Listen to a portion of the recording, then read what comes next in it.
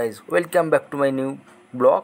হ্যাঁ, তোমরা থাম্বনেলটা দেখে নিশ্চয়ই বুঝতে পেরেছো, সেই আমাদের বিশ্বপুর সাধারণ শ্রী শ্রী হরিশহর হাওড়া জেলা তথা পশ্চিমবঙ্গের প্রাচীনতম ঐতিহ্যবাহী 141 বছরের পুরানো ধর্মীয় স্থান।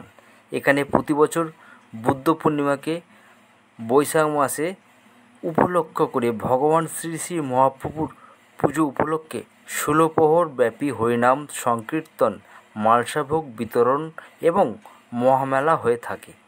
পশ্চিমবঙ্গের দূর দূরান্ত থেকে লক্ষাধিক ভক্তের সমাগম হয় এবং বাংলার বিভিন্ন জায়গা থেকে গায়ক গায়িকারা হরিনাম সংকীর্তন করেন।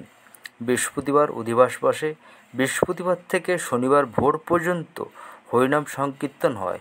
রবিবার সারা দিন রাত মালসা ভোগ তৈরি করা হয় এবং সোমবার ভোরে সেই মালসা ভোগ বিতরণ করা হয়। বৃহস্পতিবার থেকে পরবর্তী বুধবার পর্যন্ত মহামেলা চলে। এখানকার বড় আকর্ষণ হলো মহাপ্রভুর মন্দির এবং মহাপ্রভুর ভোগ। রবিবার কয়েকশো লোক এখানে দণ্ডি কাটেন এবং সোমবার ভোরে কয়েকশো কেজি বাতাসা হরিলুট হয়। আগে এখানে প্রায় 30,000 মালসা বসানো হতো। মানসিক মালসার এখন তার এত ভোগ হয় না, তবুও কম না সংখ্যাটা। এখনও প্রতি বছর 12 থেকে 14,000 মালসা ভোগ বসানো হয় এবং আমরা সেই ঐতিহ্যকে এগিয়ে নিয়ে চলতে চাইছি। এই ভোগ তৈরি করা এবং ভোগ বিতরণ দেখার মতো দৃষ্টিনন্দন বিষয়। 150 জনেরও বেশি সেবক সারা দিনরাত কাজ করে ভক্তি করে সেই ভোগ তৈরি করেন। আর দেখতেই পাচ্ছ বন্ধুরা, আর কয়েকদিনের মধ্যেই মহোৎসব শুরু হয়ে যাবে। তারই মেলার দোকানপাট বাঁধার কাজকর্ম চলছে, তারই কিছুটা ভিডিও তোমাদের সঙ্গে শেয়ার করলাম। অবশ্যই এই ভিডিওটাকে তোমরা শেয়ার করবে যাতে সবার কাছে পৌঁছাতে পারে আমাদের এই ঐতিহ্যবাহী মহোৎসব ও মহামেলা। আর দেখো, পুরো মাঠটা জুড়ে দোকান প্রায় এসে গেছে, বাঁধার কাজকর্ম চলছে। আর কয়েকদিনের মধ্যেই আমাদের মহোৎসব শুরু হয়ে যাবে। প্রচণ্ড গরমের মধ্যে দিয়েও দূর দূরান্ত থেকে যে ব্যবসায়ী দোকানদাররা এসে তাদের দোকানপাট বাঁধতে শুরু করে দিয়েছে। তোমরা নিশ্চয়ই দেখতে পাচ্ছ আমার ভিডিওর মাধ্যমে। এই যে মাঠটা দেখতে পাচ্ছ, এই মাঠটা পুরোটা মেলায় ভরে যাবে।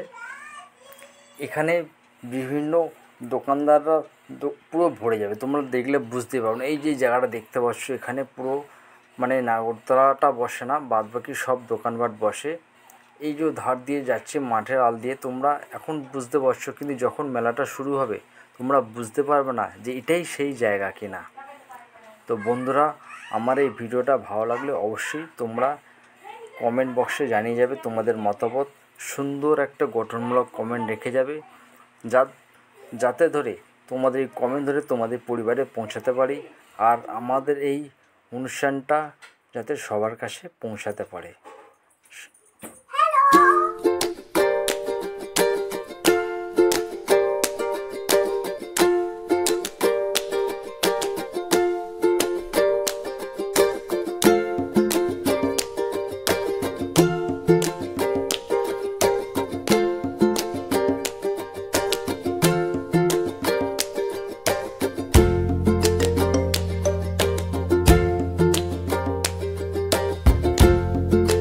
তো চলো বন্ধুরা, ভিডিওটা আর বেশি বাড়াবো না। তোমরা যদি কেউ আসতে চাও, বিশ্বপুর রেল স্টেশন থেকে বাসস্ট্যান্ড থেকে বলিয়াগামী রোডে যে কোনো টোটো বা অটো ধরে তোমরা চলে আসতে পারো।